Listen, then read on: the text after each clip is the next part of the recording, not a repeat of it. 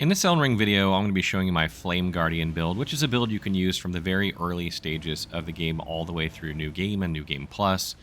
And it's a build that was inspired by the recent Great Hammers video when I was testing out the Great Hammers there. As always, when I'm testing all these weapons and stuff, it always makes me want to make builds with these different weapons. And this is one of the ones that I came up with while doing testing for that video. So let's start with the weapon first. I am using the curved Great Club for this build, or if you read the wiki comments, bonk but in cursive. And the reason that I chose the curved Great Club was that when I was doing the Great Hammers video in my testing, it had the highest damage or highest attack rating when set to the Sacred and Flame Art infusions. And it's possible that like maybe the Brick Hammer or something is very close or slightly higher because my testing is 95 to 97% accurate, in terms of my attack rating. But I do like that the curved Great Club is extremely long. It's much, much longer than the Brick Hammer. So even if the Brick Hammer is the same damage or slightly higher, the curved Great Club is much longer, and that was really, really helpful.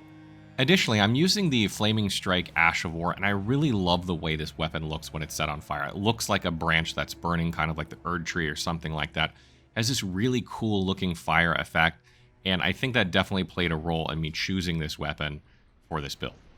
And what I really like about Flaming Strike for this build is it hits like an absolute freight train. You can absolutely hit for over 3,000 damage between the initial fire and the follow-up attack, and that is an absolute ton. And then you have, this cool visual effect plus boosted damage on top of that, and you're already dealing fire damage anyway, so it's a natural, because we're set to Flame Art, so it's kind of like a natural benefit to this build.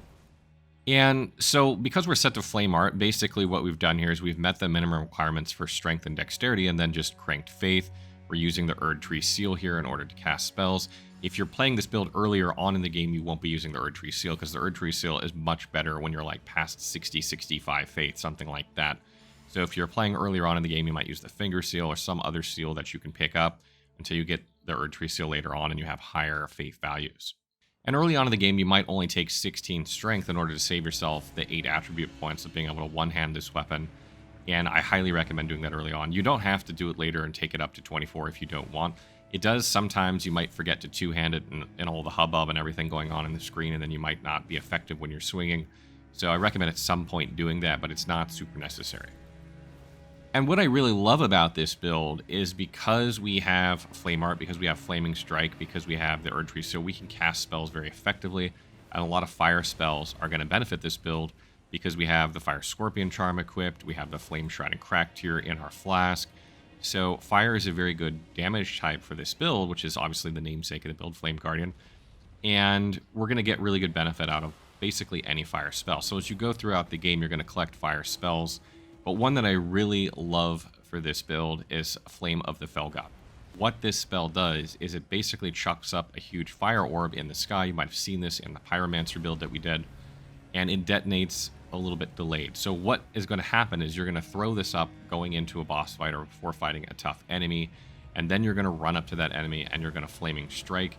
And about the time your Flaming Strike goes off, if you timed it correctly, that orb is going to explode for massive fire damage. It'll drop fire on the ground that will damage them while they're standing in it.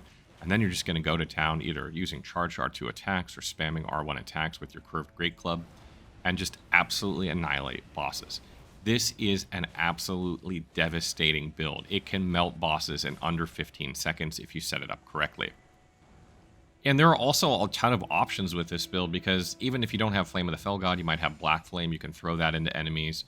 Or you might have, Fireball or, Catch Flame. There's all kinds of things that you can use.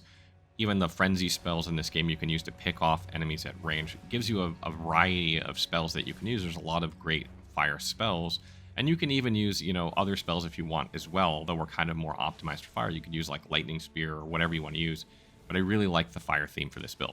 So moving on to the armor that I have for this build. What armor you use doesn't really matter, but I have the Blood-Soaked Mask there and the Blood-Soaked Manchettes for the head and gloves because I kind of just liked the look of it. I don't know, just was fun to play around with it. And I have the Black Flame Monk chest piece. I would have used the legs as well if I had them, but I didn't, so I just used the Fire Monk. Kind of gives you the visual look we're going for. It doesn't, again, really matter what armor you're using. You want to make sure you have at least 51 poise, obviously, so you're not interrupted and you can trade hits on boss fights. It'd be hyper aggressive once you get in there, but what you use is not particularly important. So then when it comes to talismans we're using for this build, I have the Bullgoat's talisman here to get me over 51 with my armor setup because I prioritize fashion over a talisman slot. But if you were to min-max this build, you would pull that out, use some armor instead that's, over 51 points naturally, and use something else here.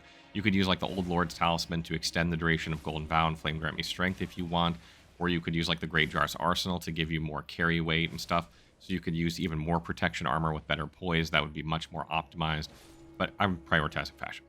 And then, of course, we have Shard of Alexander. What build would be complete without that? Like 95% of builds have this, I think. But this is going to boost the damage of Flaming Strike, which already hits like a truck, and it's going to make it hit like a truck even more. If you're playing this build earlier on in the game, trying to put it together quickly, you might want to opt for Warrior Jar Shard if you just want to get 10% for a longer stretch of the game than Shard of Alexander. And then we come to Fire Scorpion Charm. This boosts fire damage, but makes it so you take more damage. And we do a lot of fire damage with our weapon because of the Flame Art Infusion and High Faith. All the spells that I have basically set up are fire damage. So this is just really good in general for boosting your damage. And Flaming Strike, the fire portion of it also does fire damage, and the swing does some fire damage as well. So you're getting good benefit out of it. And then I have the Dragon Crest Great Shield Talisman here as well for extra protection because I lose some from the Fire Scorpion Charm, and I'm not wearing the best armor in the world. But you could obviously, if you're wearing more protective armor, or take Great Jar's Arsenal, wear better armor, etc., something like that. That might be a better way to go. But I really like having extra protection because I play hyper aggressively when I make builds these days, and trading damage is fine with me. So I just want to make sure I'm not dying from that damage I'm trading. So spells-wise, you're obviously going to want a Golden Vow to buff your defenses and damage, and Flame Grant Me Strength is particularly good in this build because you deal physical and fire damage with your weapon, and because you use a lot of fire spells, so you're going to get great use out of this one. Obviously, I mentioned Flame of the Fell God is fantastic for this build, so once you can get that, absolutely slot that and use that in boss fights. Giant's Flame Take Thee is also really good later on if you want a higher damage, range spell over Black Flame. But definitely pick up Black Flame early on. That's going to be like your ranged fire spell. That's going to hold you, over really well for the better parts of the earlier part of the game. Also, highly recommend Frenzied Burst when you can get it. Frenzied Burst is just really good. It has solid damage, and it has phenomenal range, and it will go through the blocks of enemy shields and stuff like that. So if you need to thin out enemies from a very, very safe distance, it's a great spell to use. And that's one of the things I really like about this build. It's got good melee damage. It's got good spell damage. It has range when you need it. And, you can even heal with something like Blessing's Boon or something like that if you want to add that to this build. I haven't. But there are a lot of defensive and healing buffs you can also add to this build if you want. Attribute-wise for this build, at level 157, I have 50 Vigor, 35 Mind, 25 Endurance, 24 Strength, 12 Dexterity, 16 Intelligence, 65 Faith, and 9 Arcane. You don't need any Intelligence or Arcane for this build. The one caveat here is if you're trying to use some spells that have arcane requirements, which you may want for this build, you'll need to, increase your arcane to accommodate that. Vigor is at 50 here in order to be able to trade damage. You probably want to take this up a little bit higher as you go through your journey too, but when you're playing earlier on in the game, you're going to want to make sure that you have 16 strength and enough dexterity to use the weapon, and then you're going to increase, Vigor, Mind, Endurance, and Faith kind of evenly, I would say. You want to make sure that you have enough health that you can trade hits and not die. You want to have some mind because this is a very FP hungry build, right? Like you are casting, 2 buffs before you walk into a buff fight. You're using Flaming Strike regularly, and you have tons of other spells that you can use, and mind is more effective basically after 30. Like once you hit 30, it gets even better than before. So if you're playing a spellcaster, you want to get to at least 35, 40 mind eventually, and throughout New Game Plus, you want to take that up. So make sure you do have enough mind. Endurance, you only need enough to, get away with using your big bonk weapon and be able to medium roll and have some decent armor with 51 poise. Early on in the game, you might sacrifice that 51 poise to be able to medium roll and use something lighter. And then as you get more and more points endurance, you might get that poise up to 51 with better armor.